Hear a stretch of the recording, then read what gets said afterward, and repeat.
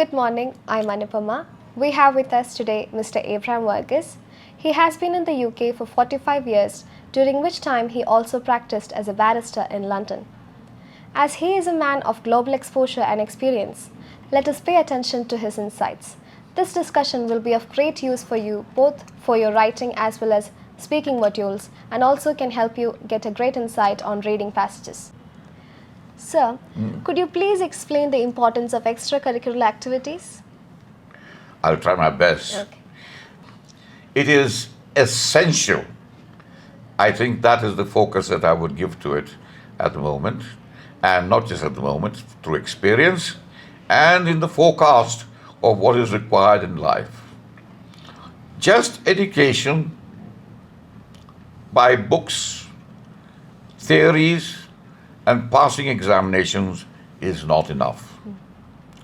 Extracurricular activities are not meant for the idiots or the dumb.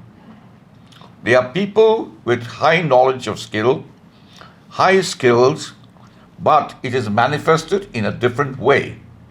They might not have the engineering required to learn material from books and to prepare themselves for examinations. It does not mean that they will not be successful in life.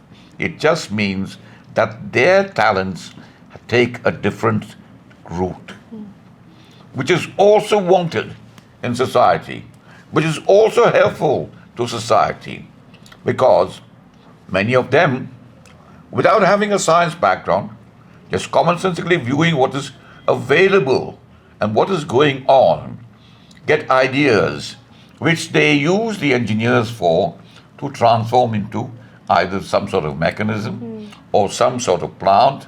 Okay? And these are people who maybe have just done a basic degree. Yes. Okay? Or, for that matter, decided that they wanted to venture into life. Their parents told them, right, I'm going to give you the monies that you want. If you want to stop your studies, go and try some business. And let's say he finds, as he walks along, a cobbler, a shoemaker. And he thinks, well, why don't I get about 10 of them and see if we can make shoes? Yes. Okay? And he makes shoes successful. Then youngsters who love games. They enjoy the game. Their heart and soul is with the game. They follow it at every instance. They've got heroes and heroines in that. And they also develop skills. And playing games or having interests like flying, like art, like aero modeling, or anything like that, all requires skill. And all of them have got a future. Okay? The future is not just medicine, engineering, or law, or architecture, or anything like that. That is mainly academic. The future is developing yourself and developing the talent that you have. You need basic education to take you places, to deal with people, to know how to get along in life. Okay? But it's not the be-all and end-all of life. And then you have also got to learn, whichever way you look at it, that you've got to learn to sacrifice yourself for it. That is, to take it as a passion, to take it as a challenge. If you want to become a cricketer, be committed. Yes. Okay? Get the support of your parents.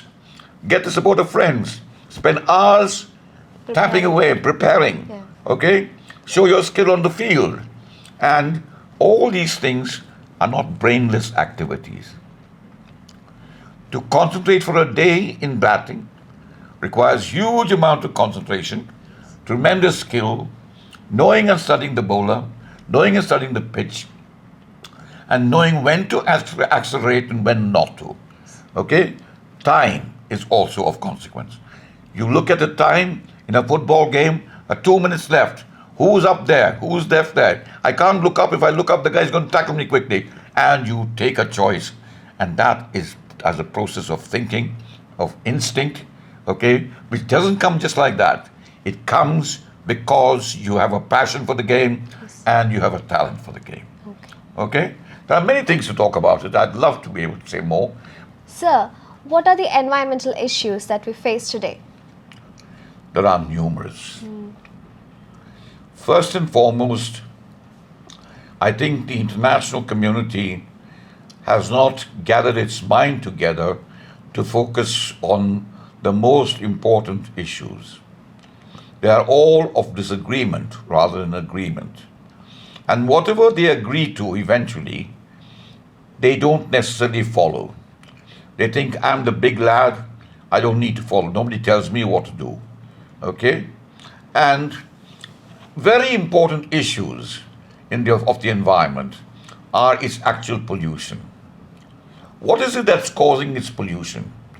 There are lots of things. There's manufacturing industry, there's fossil fuels, there is dirt and rubbish that accumulated and not disposed of.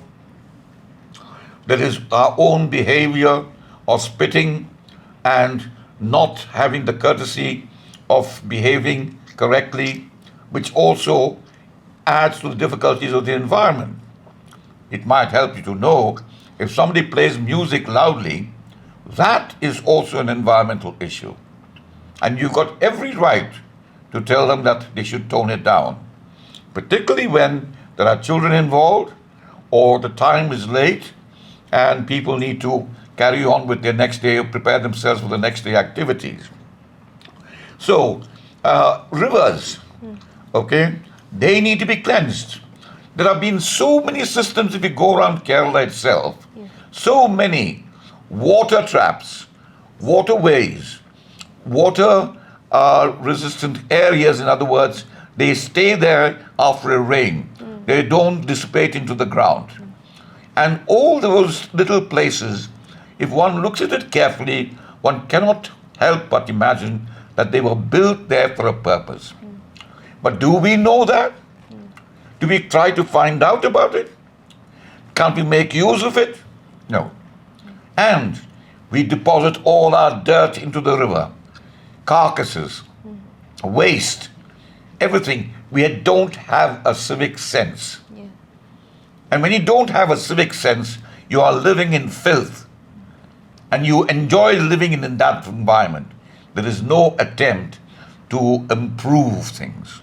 You just want to do things ad hoc for the purpose. And you think you've done a job. No. Your duty to the environment means also, for example, you cut down trees, learn to plant them. Okay? Yeah. If you find it difficult or if you want to encourage youngsters, give them dried seeds of fruits that they have eaten, like jackfruit or anything like that, and ask them to put it in their pockets. And wherever they travel, wherever they see a bit of empty space, they just need to throw it over there. Yes. Okay? With nothing dirty, just the seeds. If they pick up, great. Okay? Yeah. And these forests are so important for our health and the environment, for other animals, and a whole series of matters. It is not the profit level that is actually the guidance or the guide for our lives. Without profit, we can still live because nature has provided us with enough. But we are too greedy to share, and we are too greedy to make monies all the time at whatever cost. Yes. These people need to be caught, and not only caught, but publicly displayed and imprisoned for more than a reasonable time so that people are aware that these are serious issues that will affect their lives, if not theirs, the children's and grandchildren's lives. Yes. Where will we go from there? Will they be able to revive it afterwards? No. Unless we do something for the environment now, we are not going to take control over it. And if the environment goes wrong, you see things like that as to what is happening in the Arctic. The ice and snow is melting. Okay, the snow caps are melting. They cause huge drops in the ocean, which then creates waves and tsunamis. And all because the weather is too hot now in the area. Okay. The other thing is, because of the environment, our crops also fail. We don't know when to plant properly and when to water properly. There are many issues. Yes. Okay? Okay. Thank So you I'll so stop much, with sir, that. Not at for all. giving Thank us you the very much. insight.